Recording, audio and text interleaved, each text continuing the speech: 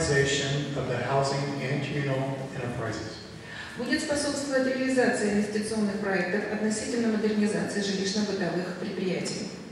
Will promote the improvement of housing and communal services, and as a result will promote the growth and prosperity of the country. Будет способствовать улучшению жилищно-бытового хозяйства и, как результат, будет способствовать росту благосостояния страны. The comparison of the characteristic features of the housing and communal services operation in the EU country members and in Ukraine is shown in Table 1.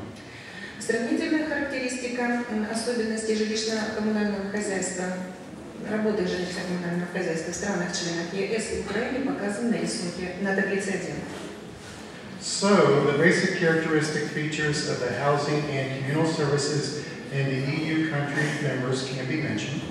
Среди основных характеристик жилищно-коммунального хозяйства в странах ЕС можно упомянуть следующее.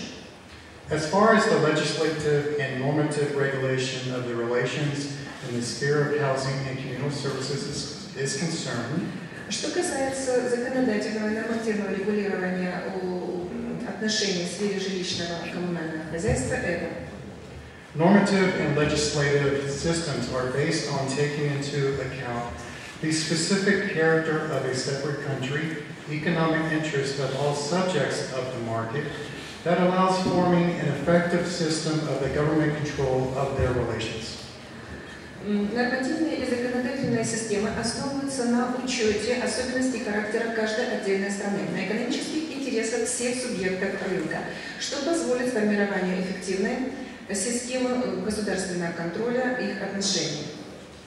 A comparison table of the characteristic features of the housing and communal services operation in the EU country members and Ukraine, Table 1. На таблице представлен сравнительный анализ особенностей жилищно-коммунального хозяйства и его работы в странах-членах ЕС и в Украине.